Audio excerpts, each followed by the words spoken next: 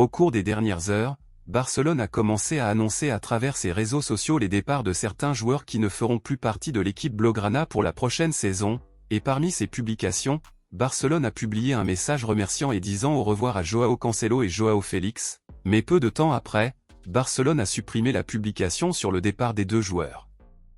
Joao Cancelo et Joao Félix ont vu leur contrat de prêt avec Barcelone officiellement terminé hier, c'est pourquoi Barcelone a annoncé le départ des joueurs sur ses réseaux sociaux. Cependant, la raison pour laquelle ils ont supprimé les publications est que le club n'est pas prêt à dire au revoir aux deux joueurs car il essaiera de les garder dans son équipe pour la saison prochaine.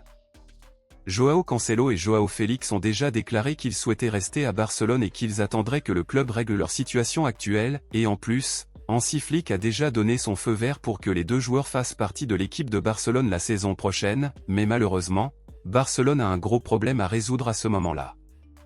Il s'avère que Manchester City et l'Atlético de Madrid, clubs officiels des deux joueurs, ils hésitent à accorder un nouveau prêt à Barcelone et obligent pratiquement le club catalan à les acheter définitivement s'il veut vraiment les avoir la saison prochaine. Il est confirmé qu'à l'heure actuelle, si Barcelone veut réellement avoir Joao Cancelo et Joao Félix dans son équipe la saison prochaine, le club catalan devra débourser environ 70 millions d'euros, 30 millions d'euros pour Joao Cancelo et 40 millions d'euros pour Joao Félix. Quelles sont les valeurs que réclament actuellement leurs clubs actuels?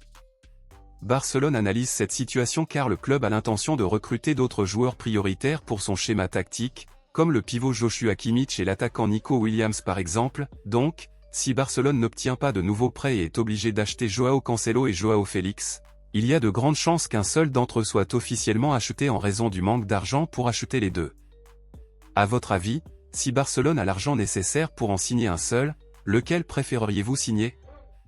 Joao Cancelo ou Joao Félix? Pourquoi? Dites-le moi ici et je lirai votre commentaire, je vous verrai dans la prochaine vidéo.